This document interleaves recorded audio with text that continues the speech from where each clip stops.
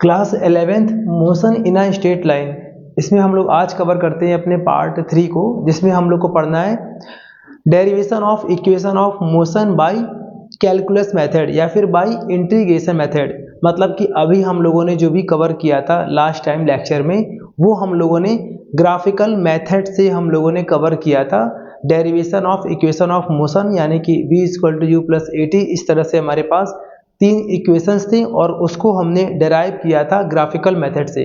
तो आज हम उन्हीं तीनों इक्वेशंस को डेराइव करने जा रहे हैं कैलकुलस मेथड से, जिसको हम बोलते हैं इंटीग्रेशन मेथड के नाम से भी जानते हैं। ठीक है, तो यहाँ पे हेडिंग देखिए लिखी हुई है derivation of equation of motion by calculus method, और उसमें पहला हमें डेराइव करना है v = u + at। ठीक है ना, ये हमें पूरा आज यहाँ पर डेराइव करना है, कैलकुलस मेथड से डेराइव करना है। ठीक है, इसे चलिए ध्यान देते हैं हम लोग यहाँ पर। इसमें सबसे पहले हम बेसिक पॉइंट्स को पहले कवर कर लेते हैं। तो बेसिक पॉइंट्स में क्या कवर करना है, ध्यान दीजिए। अगर इसको बोलते हैं इंटीग्रेशन, इसको बोलते हैं इंटीग्रेशन बोलते हैं, ठीक है ना। तो इंटीग्रेशन में अगर यहाँ लिखा है डीवी का मतलब होता है वेलोसिटी का इंटीग्रेशन। अगर यहाँ पर लिखा है तो इसकी लिमिट आपको याद रखनी है। तो इसकी लिमिट हमेशा आएगी u से v, इनिशियल और फाइनल। u यहाँ पर क्या होता है, इनिशियल वेलोसिटी, और v यहाँ पर क्या है, फाइनल वेलोसिटी। आपको यहाँ पर लिमिट याद रखना है, याद रखिएगा लिमिट यहाँ पे आपको मालूम होना चाहिए। अगर इंटीग्रेशन के बाद अगर dt है मतलब टाइम के लिए लिमिट यहाँ पर क्या आएगी, तो टाइम के लिए यहाँ पर लिमिट अप्लाई करेंगे 0 से t। ऐसे ही अगर हमारे पास ds लिखा है जहां पर s का मतलब होता है डिस्प्लेसमेंट, तो डिस्प्लेसमेंट के लिए यहाँ पर लिमिट क्या आएगी, 0 से s बाकी ds। आपको ऐसे यहाँ पर नॉर्मली इंटीग्रेशन में लिमिट आपको याद रखनी है भाई। अब बाकी इसको हम क्या कहते हैं, कैसे कहते हैं, अगर आप क्लास 11th है, फ्रेशर है, तो आपको अभी यहाँ पर बहुत कुछ डाउट मन में आ रहा होगा कि कैसे यहाँ पर क्या है, इसको क्या बोलते हैं, कैसे बोलते हैं, वो सब कुछ आप छोड़ दीजिए। अभी के लिए बस ध्यान रखिए कि इस साइन को, जो साइन ऐसे बना हुआ है, इस साइन को जो ऐसे बना हुआ है ये साइन, इसको हम लोग बोलते हैं इंटीग्रेशन बोलते हैं, इंटीग्रेशन बोलते हैं। ठीक है इसको। और इंटीग्रेशन के बाद डी जरूर लगा होगा, डी मतलब होता है डिफरेंशिएशन, बता देंगे बाकी कैसे क्या करते हैं वो बात की बात है, पहले समझिए। और उसके बाद अगर v आ रहा है, v मतलब वेलोसिटी आ रहा है, तो वेलोसिटी के लिए ऊपर और नीचे कुछ नंबर लिखते हैं जिसको बोलते हैं लिमिट, इसको बोलते हैं अपर लिमिट बोलते हैं, और नीचे वाले को बोलते हैं हम लोग यहाँ पर लोअर लिमिट। तो यहाँ पर ये ध्यान रखना है कि वेलोसिटी के लिए लिमिट क्या आएगा, u से v, टाइम के लिए 0 से t, और डिस्टेंस के लिए 0 से s, इस तरह से यहाँ पर लिमिट आएगा। ठीक है। और दूसरा आपको यहाँ पर ध्यान रखना है कुछ फॉर्मूले यहाँ पर ध्यान रखने हैं। वो क्या है, अगर हम इंटीग्रेशन कर रहे हैं x⁴n का मान लीजिए, और यहाँ लिखा है dx, तो इंटीग्रेशन में पावर बढ़ जाती है, मतलब यहाँ पर आ जाएगा x⁴n + 1। ठीक है, ये आएगा अगर यहाँ पर लिमिट है तो। ठीक है, आगे यहाँ पर +c भी आता है, बट आपको अभी यहाँ पर कुछ नहीं पढ़ना है ऐसा।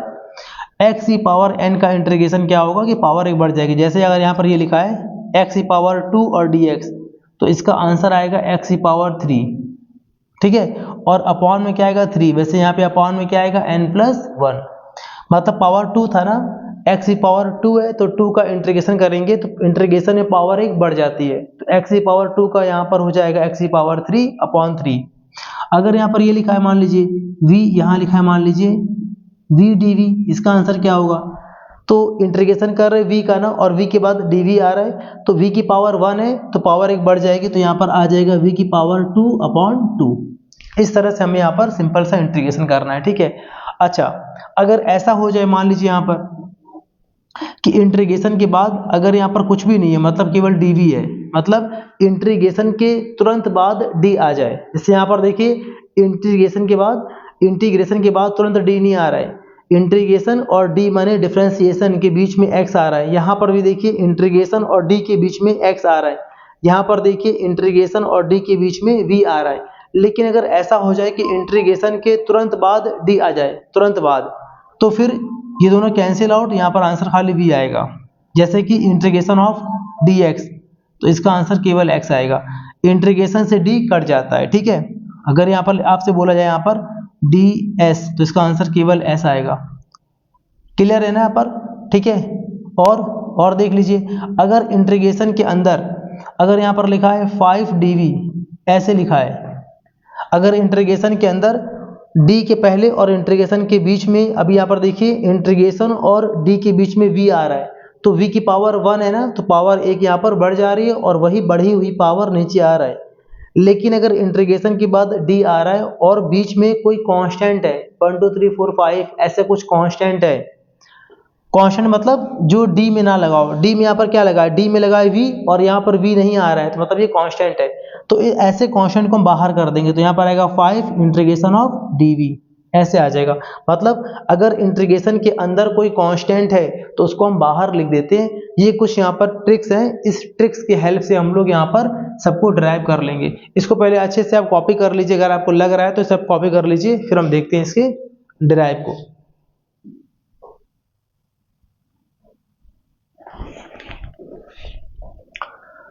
इसको अगर आपने कवर कर लिया तो यहाँ पर देखिए ड्राइव कैसे करते हैं। पहला यहाँ पर इक्वेशन है, सबसे पहले यहाँ पर हम वही लैंग्वेज लिख देंगे, यहाँ पर let u be the initial and v be the final velocity of a body, ठीक है। देयरफॉर अप्लाई कर देंगे यहाँ पर बेसिक सा फॉर्मूला यहाँ पर होता है v इज इक्वल टू, आपने पढ़ा था v इज इक्वल टू होता है वेलोसिटी का होता है यहाँ पर डिस्टेंस या डिस्प्लेसमेंट अपॉन टाइम। तो इसी को हम लोग इंटीग्रेशन की मेथड में कैसे लिखते हैं आपको थोड़ा सा वो ध्यान देना पड़ेगा। तो इसी के अकॉर्डिंग अगर हम बात करें तो इसको हम लिख सकते हैं dv is equal to ds upon dt, यानी कि इसको ऐसे बोल देंगे हम लोग यहाँ पर a is equal to dv upon dt। ये आपको थोड़ा ध्यान रखना पड़ेगा, ठीक है। इस तरह से बेसिक फॉर्मूले, ये फॉर्मूला कैसे बना आपको बता रहे हैं, ये फॉर्मूला कैसे बना बता रहे हैं आपको। एक्सीलरेशन का फॉर्मूला आपने पढ़ा था, वो होता है चेंज इन वेलोसिटी अपॉन में यहाँ पर होता है टाइम, आपने पढ़ा है ना। तो एक्सेलरेशन का मतलब ए हो गया और चेंज इन वेलोसिटी का मतलब हो गया dv का मतलब डिफरेंशिएशन ऑफ v, यानी कि चेंज इन वेलोसिटी को हम लोग यहाँ पर dv बोलते हैं, अपॉन में क्या है टाइम dt, ठीक है। तो ये एक कैलकुलस तरीका, एक कैलकुलस मेथड है लिखने का, ठीक है। ये आपको लर्न करना पड़ेगा, मैं लिख दे रहा हूँ, ये आपको लर्न करना पड़ेगा, ठीक है। फॉर्मूला इसको बोलते हैं change in velocity upon time, ठीक है। आई थिंक आपको प्रैक्टिस करते करते याद भी हो चुका होगा या फिर याद हो जाएगा। अब हम यहाँ पर कर देंगे क्रॉस मल्टीप्लाई, तो यहाँ पर आ जाएगा dv is equal to a dt, cross करेंगे और यहाँ पर ऊपर यहाँ पर a है और नीचे 1 है, तो बात एक ही है। अब इसके बाद से यहाँ तक आने की बात कर देंगे now integrating both sides with proper limit. अब यहाँ पर हम बोथ साइड लगा देंगे लिमिट, तो यहाँ पर क्या आएगा इंटीग्रेशन, यहाँ पर आ जाएगा dv और यहाँ पर आ जाएगा इंटीग्रेशन a dt। देखिए इंटीग्रेटिंग का मतलब यहाँ पर कि बोथ साइड आपको ये साइन लगा देना है, इस साइन को बोलते हैं इंटीग्रेशन, ठीक है। यहाँ भी लगाया, यहाँ भी लगाया। अब यहाँ पर विद प्रॉपर लिमिट, तो मैं आपको लिमिट यहाँ पर लिखवा चुका हूँ। यहाँ पर v आ रहा है, v का मतलब वेलोसिटी, और वेलोसिटी की लिमिट क्या है u से v, तो यहाँ भी लगा देंगे u से v। टाइम के लिए आ जाएगा 0 से t। अब देखिए यहाँ पर ध्यान से, अब इसका आंसर क्या आएगा, आपसे कहा था मैंने कि अगर इंटीग्रेशन के तुरंत बाद अगर dv आता है तो इंटीग्रेशन और d कैंसिल आउट, खाली v बचेगा। तो यहाँ पर भी आएगा हमारे पास v, और v के बाद लिमिट ऐसे लगाते हैं। देखिए अभी लिमिट को छोड़ दीजिए, तो इंटीग्रेशन के बाद d आ रहा है, तो इंटीग्रेशन और d कैंसिल आउट, खाली यहाँ पर बचेगा v। और v आंसर आने के बाद लिमिट को कैसे लगाते हैं, तो लिमिट को स्क्वायर ब्रैकेट बना के अपर लिमिट को ऊपर लिखते हैं, लोअर लिमिट को नीचे लिखते हैं, इज इक्वल टू, यहाँ पर देखिए यहाँ पर a क्या है कांस्टेंट है, तो a यहाँ पर बाहर कर दीजिए। a यहाँ पर कांस्टेंट कैसे मालूम चला मुझे, क्योंकि जिस भी कंपोनेंट में d लगा है, देखिए d किस में लगा है, t में लगा है, d यहाँ पर किस में लगा है, t में लगा हुआ है। तो अगर t में लगा है तो t वाला एलिमेंट अगर यहाँ पर होता तो बाहर ना होता। जैसे अगर यहाँ पर ये लिखा होता इंटीग्रेशन ऑफ t dt, तो t हम बाहर ना करते, लेकिन यहाँ पर क्या है, यहाँ पर dt के इधर a लिखा हुआ है और a जो है वो t से अलग है, इसलिए इसको हम लोग कांस्टेंट मान के बाहर कर देंगे। तो यहाँ पर a बाहर हो गया, इंटीग्रेशन कितना बचा dt और लिमिट आ गई 0 से t। अब थोड़ा सा मैं यहाँ पर कुछ बेसिक पॉइंट्स हैं जो कि मैं यहाँ पर इरेज कर रहा हूँ।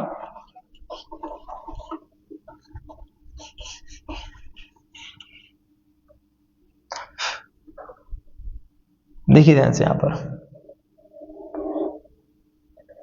इसको हम ऐसे कॉपी कर दे रहे हैं अभी यहाँ पर फिलहाल के लिए। स्क्वायर ब्रैकेट में v लिखा है, यहाँ पर लिखा है v, यहाँ लिखा है u, इसे बोलते हैं अपर लिमिट लोअर लिमिट। यहाँ पर a लिखा हुआ है, यहाँ पर देखिए इंटीग्रेशन के बाद d है, तो इंटीग्रेशन और d कैंसिल आउट, खाली यहाँ पर बचेगा t, तो यहाँ पर लगा देंगे पूरा हम लोग t लगा देंगे यहाँ पर t, और t के बाद अपर लिमिट यहाँ पर क्या है t है और लोअर लिमिट 0 है। अब देखिए यहाँ पर लिमिट को कैसे अप्लाई करते हैं। लिमिट को मतलब कि स्क्वायर ब्रैकेट के जो ऊपर और नीचे लिखा है इसको इस्तेमाल कैसे करते हैं। सबसे पहले यहाँ पर जो भी अंदर लिखा होगा इसकी प्लेस पर पहले ऊपर वाले वैल्यू यहाँ पर लगाएंगे, मतलब इसके प्लेस पर पहले अपर लिमिट ऊपर वाली वैल्यू को लगाएंगे, फिर माइनस, फिर इसके प्लेस पर नीचे वाली वैल्यू को पुट करेंगे। मतलब कहने का देखिए यहाँ पर एक बार v के प्लेस पर आएगा ऊपर वाली वैल्यू यानी कि v, फिर माइनस, फिर यहाँ पर v के प्लेस पर आएगा लोअर लिमिट नीचे वाली value u is equal to a। Similarly यहाँ पर भी यही काम करेंगे, पहले यहाँ पर आएगा अपर लिमिट, तो t के प्लेस पर पहले आएगा ऊपर वाला यानी कि t, तो t माइनस लोअर लिमिट 0, तो यहाँ पर आ गया v minus u is equal to 80, और यहाँ से आ गया v is equal to u, यहाँ पर माइनस में ट्रांसपोज करेंगे तो आ जाएगा प्लस में, तो आ गया u प्लस 80। ये पूरा हमारा पहला डिराइव हो गया। ठीक है, पहला हमारा पूरा डिराइव हो गया कैलकुलस मेथड से इंटीग्रेशन मेथड से। इसे अच्छे से कॉपी कर लीजिए। इसके बाद हम देखते हैं इसका दूसरा डेरिवेशन।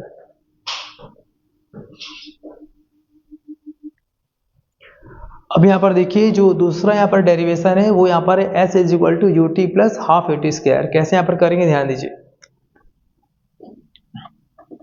सिंस एक फॉर्मूला आपने पढ़ा था वो होता है फॉर्मूला यहाँ पर वेलोसिटी इज इक्वल टू होता है डिस्टेंस या डिस्प्लेसमेंट अपॉन टाइम,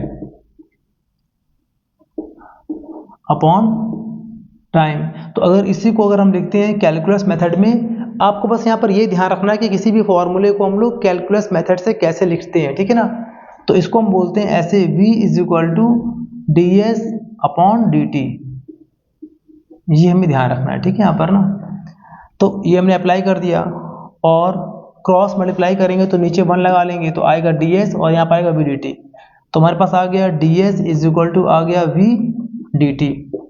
अगले स्टेप में यहाँ पर आ गया हमारे पास ds is equal to v की वैल्यू होती है u plus a t dt। यहाँ पर दिखा देंगे सिंस अभी हमने पढ़ा था कि यहाँ पर लिखा है v और v की वैल्यू होती है v इज इक्वल टू होता है u plus a T, this is a first equation of motion, तो हमने यहाँ पर v की वैल्यू को पुट कर दिया।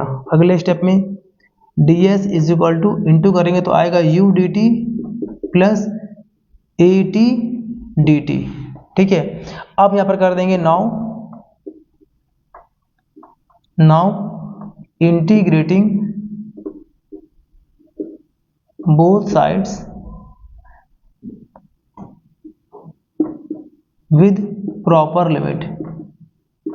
प्रॉपर लिमिट का मतलब जो लिमिट होना चाहिए उस लिमिट के साथ हम यहाँ पर इंटीग्रेशन कर रहे हैं। ठीक है, तो यहाँ पर आ जाएगा, सब में आ जाएगा 1 2 3, इन तीनों में लगा देंगे इंटीग्रेशन, तो यहाँ पर आएगा इंटीग्रेशन ds, यहाँ पर भी आएगा इंटीग्रेशन u dt और प्लस इंटीग्रेशन at dt, और लिमिट यहाँ पर लगाएंगे तो s की लिमिट आती है 0 से s लिखवाया था आपको हमने, टाइम की लिमिट आती है 0 से t, और यहाँ पर भी लिमिट देखिए, यहाँ पर a भी आ रहा है t भी आ रहा है, पर लिमिट हमेशा d के साथ जो लेटर ऐड होता है, d के साथ जो लगा होता है उसकी ही लिमिट आती है यहाँ पर। तो यहाँ पर ना हमें a पर ध्यान देना ना इस वाला t पर, हमें इस वाला t पर देखना है कि d के साथ क्या जुड़ा है, d के साथ यहाँ पर t ऐड है, तो t की यहाँ पर लिमिट आएगी 0 से t, तो यहाँ कितना आ गया 0 से t। अब सॉल्व कर लेंगे तो यहाँ पर अब इसको ऐसे कॉपी कर दे रहे हैं अभी हम इसको, इंटीग्रेशन ऑफ ds 0 से s इज इक्वल टू, यहाँ पर भी, यहाँ पर देखिए u कांस्टेंट है, u बाहर आ जाएगा। u कांस्टेंट क्यों है, क्योंकि देखिए डी में टी लगा हुआ है, अगर यहाँ पर टी होता तो अंदर रहता, पर यहाँ पर टी नहीं है इसलिए ये बाहर आ जाएगा। तो यहाँ पर u क्या है, कांस्टेंट, u बाहर आ गया dt और लिमिट लगा देंगे 0 से t प्लस यहाँ पर a कांस्टेंट है क्योंकि d में t लगा है, तो a और t में से t वाला उसी की फैमिली का है, t उसी की फैमिली का है तो t अंदर रहेगा और a अदर फैमिली का है तो a बाहर आ जाएगा। तो यहाँ पर a बाहर कर दीजिए, इंटीग्रेशन ऑफ t dt और लिमिट आ गया 0 से t। तो यहाँ पर हम सॉल्व करेंगे, ठीक है। तो इंटीग्रेशन के अगर तुरंत बाद d आता है तो दोनों कैंसिल आउट, तो यहाँ पर इंटीग्रेशन और d कैंसिल, यहाँ बचेगा सिर्फ s बचेगा, ठीक है। यहाँ पर भी इंटीग्रेशन के तुरंत बाद d आ रहा है तो यहाँ पर भी इंटीग्रेशन और d कैंसिल, यहाँ पर बचेगा t। लेकिन यहाँ पर इंटीग्रेशन के तुरंत बाद d नहीं आ रहा है, यहाँ पर t आ रहा है, तो यहाँ पर लगाएंगे पावर फॉर्मूला। वो क्या होता है, पावर जो भी होती है वो पावर एक बढ़ जाती है और वही पावर नीचे आती है, मतलब पावर यहाँ पर 1 है तो पावर एक बढ़ जाएगी, तो यहाँ पर हो जाएगा t की पावर 2 और वही 2 नीचे आएगा, ठीक है। अब देखिए यहाँ पर हम सॉल्व कर रहे हो तो यहाँ पर कितना आएगा हमारे पास, s आ गया, लिमिट लगा देंगे लोअर अपर, ठीक है। यहाँ पर आ गया u, तो यहाँ पर इंटीग्रेशन के बाद d आ रहा है, दोनों कैंसिल आउट, खाली बचेगा t यहाँ पर। तो यहाँ पर बचा हमारे पास t upper limit lower limit plus a, और यहाँ पर ध्यान दीजिए यहाँ पर t की पावर कितनी है, कुछ नहीं, पावर मतलब t की पावर 1 है और पावर एक बढ़ जाती है इंटीग्रेशन में, तो t की पावर 2 अपॉन में 2, जो पावर आएगी वही नंबर नीचे डिवाइड में आएगा। और अब लगा देंगे लिमिट अपर लिमिट और लोअर लिमिट, ठीक है। इस स्टेप को फिर से थोड़ा ध्यान दीजिएगा आप। अब देखिए यहाँ पर आगे, यहाँ पर हमारे पास लिमिट को अप्लाई करने जा रहे हैं। लिमिट को अप्लाई कैसे करते हैं, पहले ब्रैकेट के अंदर जो भी लिखा होता है उसके जगह पे पहले लगाते हैं अपर लिमिट, फिर लगाते हैं माइनस, फिर लगाते हैं लोअर लिमिट, ये काम सब में करना है, तो ठीक है। तो यहाँ पर जब हम करेंगे तो यहाँ पर कितना आएगा, यहाँ पर आ जाएगा s के प्लेस पे लगाएंगे पहले अपर लिमिट, तो आएगा s minus lower limit 0 is equal to, यहाँ पर आ गया u इन ब्रैकेट, फिर यहाँ पर लगाएंगे t के प्लेस पर अपर लिमिट, वो भी t है तो t माइनस, अब t की वैल्यू लगाएंगे नीचे वाली, तो t की लगाएंगे वैल्यू नीचे वाली तो आ जाएगा 0 प्लस, यहाँ पर आ गया a, फिर यहाँ पर लगाएंगे t की वैल्यू ऊपर वाली, तो यहाँ पर क्या आएगा t स्क्वायर अपॉन 2, अब t की लगाएंगे वैल्यू नीचे वाली, तो यहाँ पर क्या आएगा माइनस 0 स्क्वायर अपॉन 2। एक बार लगाया हमने t की वैल्यू t और एक बार लगाया t की वैल्यू 0, बाकी सब तो ऐसे रहेगा, ठीक है। तो यहाँ पर s माइनस 0 तो खाली s बचेगा इज इक्वल टू 0 से मतलब तो है नहीं, t बचा और u से इंटू, तो बचा कितना ut plus a in bracket. देखिए 0 का स्क्वायर 0 होता है और 0 को डिवाइड करेंगे 2 से तो पूरा 0 हो जाएगा, तो खाली बचेगा t स्क्वायर अपॉन 2, क्या कितना आ गया t स्क्वायर अपॉन 2। अब इसको अरेंज कर लेंगे तो आ जाएगा s इज इक्वल टू ut प्लस इस वाले 2 को आगे लगा लेंगे तो आएगा 1/2, फिर यहाँ पर क्या आ गया 80 स्क्वायर। ये हमारा पूरा सेकंड इक्वेशन भी हमारा डेराइव हो गया इंटीग्रेशन यानी कि कैलकुलस मेथड से। इसे अच्छे से कॉपी कर लीजिए।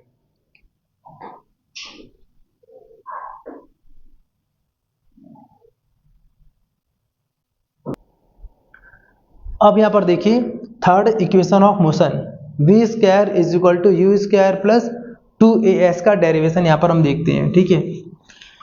कैसे करेंगे देखिए, इसमें पहले हम लगा देंगे बेसिक सा फॉर्मूला होता है। फॉर्मूला ये होता है कि एक्सीलरेशन को हम बोलते हैं acceleration is equal to change in velocity upon time. तो इसको अगर हम लोग कैलकुलस मेथड से कैसे लिखेंगे, बस आपको यही बात ध्यान रखनी है। तो इसको भी हम लोग कैलकुलस मेथड से ऐसे लिखते हैं a इज इक्वल टू, इसको लिखते हैं हम लोग यहाँ पर a is equal to dv upon dt, ऐसे यहाँ पर लिखते हैं, ठीक है ना। इसको तो इसको हम ऐसे बोल सकते हैं कैसे, और a इज इक्वल टू, यहाँ लिखा है ना dv, तो इसको ऐसे बोलेंगे dv upon ds into ds upon dt। क्या इसको हम ऐसे बोल सकते हैं, ये आपको थोड़ा ध्यान देना है। हमने इसमें क्या किया है, हमने इसमें ऊपर और नीचे ds से मल्टीप्लाई और डिवाइड कर दिया है। अभी भी ये और ये सेम चीज है, ds और ds यहाँ पर कैंसिल करेंगे तो dv अपॉन dt बचेगा। ये मैंने जानबूझ के ऐसे लिखा है कि आपको डिराइव करने के लिए ऐसा करना पड़ेगा। अगले स्टेप में यहाँ पर क्या आएगा देखिए, और A इज इक्वल टू, देखिए इस वाले पोर्शन को हम क्या बोलते हैं, ds अपॉन dt को अभी आपको लिखवाया था मैंने पीछे, तो ds अपॉन dt को हम बोलते हैं v, ठीक है, इसको लिखवाया था हमने, तो इसको बोल दिया हमने v, और यहाँ पर क्या लिखा हमारे पास dv अपॉन ds, ये हमारा बन गया। और यहाँ पर दिखा देंगे since v is equal to होता है ds अपॉन dt, ऐसा हम आपको अभी पीछे पढ़ा चुके हैं, अभी हमने पीछे इसका यूज किया था। अगले स्टेप में क्रॉस मल्टीप्लाई कर लेंगे तो v a का इंटू और ds में, तो यहाँ पर आएगा a ds is equal to, यहाँ पर आएगा v dv। अब यहाँ पर कर देंगे now integrating both side,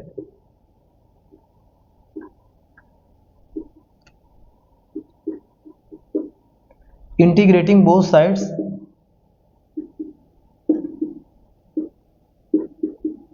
with respect to, sorry, with proper limit, with proper limit। तो इसमें हम लोग अगर करेंगे इंटीग्रेशन, तो यहाँ पे देखिए d और यहाँ पे d है, जितनी बार d आएगा उतनी बार इंटीग्रेशन आएगा, तो इसमें 2 बार d है, तो इन दोनों में यहाँ पर इंटीग्रेशन लग जाएगा, तो यहाँ पर आ गया integration of a ds is equal to, यहाँ पर भी आ गया इंटीग्रेशन ऑफ v और dv। फिर यहाँ पर लिमिट लगाएंगे, तो यहाँ पर देखिए लिमिट किसकी आती है, जिसमें d लगा होता है, तो यहाँ पर d लगा हुआ है s में, तो यहाँ पर s की लिमिट होती है 0 से s, और यहाँ पर d लगा हुआ है v में, तो v की लिमिट होती है 0 से v, 0 से v, सॉरी u से v, सॉरी वेलोसिटी की होती है u से v, ये v बना हुआ है, ठीक है। अगले स्टेप में यहाँ पर सॉल्व कर लेंगे, तो यहाँ पर देखिए इंटीग्रेशन के अंदर अगर कांस्टेंट है तो बाहर हो जाएगा। कांस्टेंट कैसे मालूम चलेगा, बताया था आपको हमने कि जो भी लेटर d में अटैच है अगर वो यहाँ पर लिखा है तो वो बाहर नहीं होगा, अगर उसका अलग लिखा है तो बाहर होगा। तो यहाँ पर देखिए d में क्या लगा है, s लगा है, और यहाँ पर a लिखा हुआ है, अगर यहाँ पर s लिखा होता यहाँ पर तो ये बाहर ना होता, बट यहाँ पर a लिखा है इसलिए कांस्टेंट मान के बाहर कर लेंगे। यहाँ पर देखिए d में यहाँ पर v लगा हुआ है और यहाँ पर भी v लिखा हुआ है, तो यहाँ पर ये वाला v बाहर नहीं होगा, जबकि यहाँ पर ये वाला a बाहर हो जाएगा। तो यहाँ पर a को बाहर कर देंगे तो आएगा इंटीग्रेशन ds लिमिट 0 से s इज इक्वल टू, यहाँ पर कुछ भी बाहर नहीं करेंगे, यहाँ पर कुछ भी बाहर नहीं करेंगे, तो यहाँ पर आएगा इंटीग्रेशन v dv और लिमिट आएगा u से v। अब मैं यहाँ पे कर दे रहा हूँ, ध्यान दीजिए। यहाँ पर जब सॉल्व कर लेंगे तो यहाँ पर लिखा है a, और यहाँ पर देखिए इंटीग्रेशन के बाद अगर d आता है तो इंटीग्रेशन और d दोनों कैंसिल आउट, खाली बचेगा s। तो यहाँ पर आ गया s, और यहाँ पर s के लगा देंगे लिमिट, अपर लिमिट s है और लोअर 0 है, तो upper limit s lower 0 is equal to, यहाँ पर पावर फॉर्मूला लगाना पड़ेगा क्योंकि इंटीग्रेशन के बाद v आ रहा है और यहाँ पर v की पावर कुछ नहीं है, मतलब पावर 1 है, और इंटीग्रेशन में पावर बढ़ जाती है तो 1 1 2, यानी कि यहाँ पर इंटीग्रेशन में आपका आ जाएगा v स्क्वायर और वही पावर नीचे आती है 2, ये पूरा फॉर्मूला होता है। v की पावर 1 है तो v का इंटीग्रेशन क्या होगा, v स्क्वायर और वही पावर नीचे आती है, फॉर्मूला होता है, ठीक है। और यहाँ पर लगा देंगे अपर लिमिट और लोअर लिमिट। क्लियर है यहाँ पर ना, ये आपको बात समझ में आ गई ना। पावर यहाँ पर 1 थी, इंटीग्रेशन में पावर बढ़ जाती है तो 1 के आगे क्या होगा, एक बढ़ती पावर, तो क्या होगी 2, और वही पावर नीचे आती है तो आगे v स्क्वायर अपॉन 2। ये पूरा सॉल्व हो गया और फिर लिमिट लगा दिया मैंने अपर लोअर, ठीक है। अब यहाँ पर लिमिट को अप्लाई करना आपको सिखाया था, ब्रैकेट में जो भी नंबर लिखा होता है उसके प्लेस पर एक बार अपर आता है, फिर माइनस, फिर उसके प्लेस पर एक बार लोअर आता है। तो यहाँ पर आ जाएगा a, पहले s के प्लेस पर आएगा s, तो आएगा s minus 0 is equal to, यहाँ पर v के प्लेस पर आएगा पहले अपर लिमिट, यानी कि यहाँ पर आएगा v स्क्वायर अपॉन 2, बाकी सब ऐसे रहेगा, सिर्फ आपको v की वैल्यू पुट करनी है, बाकी पावर नंबर सब ऐसे रहेंगे। अब यहाँ पर v की वैल्यू पुट करेंगे लोअर लिमिट यानी कि u, तो यहाँ पर आ जाएगा u स्क्वायर अपॉन 2। यहाँ पर आ गया a, s से मतलब तो है नहीं तो खाली यहाँ बचेगा, सॉरी 0 से मतलब तो यहाँ पर है नहीं, तो यहाँ पर a into s, as is equal to, यहाँ पर दोनों का एलसीएम 2 है, डायरेक्ट यहाँ पर ले लेंगे एलसीएम, तो कितना आएगा यहाँ पर v square minus u square. अब इस 2 को यहाँ पर ट्रांसपोज करेंगे तो यहाँ पर हमारे पास आ जाएगा 2as is equal to v square minus u square, और इसके बाद से u स्क्वायर यहाँ पर माइनस में ट्रांसपोज करेंगे तो यहाँ पर आ जाएगा प्लस में, तो यहाँ पर आ गया u square plus 2as is equal to v square. ये पूरा हमारा आंसर आ गया। इसी को चाहे तो हम बोथ साइड्स को उल्टा करके भी लिख सकते हैं, दोनों इक्वल में है, तो ऐसे v square is equal to u square plus 2as। बात एक ही है, ठीक है। ये हमारा ड्राइव हो गया। आई होप आपको अच्छे से क्लियर पूरा हो गया होगा। इसको अच्छे से आप प्रैक्टिस करिएगा, समझ समझ कर प्रैक्टिस करिएगा। इसमें आपको जितने भी इंटीग्रेशन के जो बेसिक पॉइंट्स बताए गए, अगर आप क्लास 11th में फ्रेशर हैं तो आपको ये सारे बेसिक पॉइंट्स बहुत क्लियर तरीके से आपको आने चाहिए। इसको मोर देन 2-3 टाइम्स प्रैक्टिस करेंगे तो आपको अच्छे से आ जाएगा। इसे कॉपी कर लीजिए। बहुत जल्दी मिलेंगे आपको अपने नेक्स्ट वीडियो में। Thank you.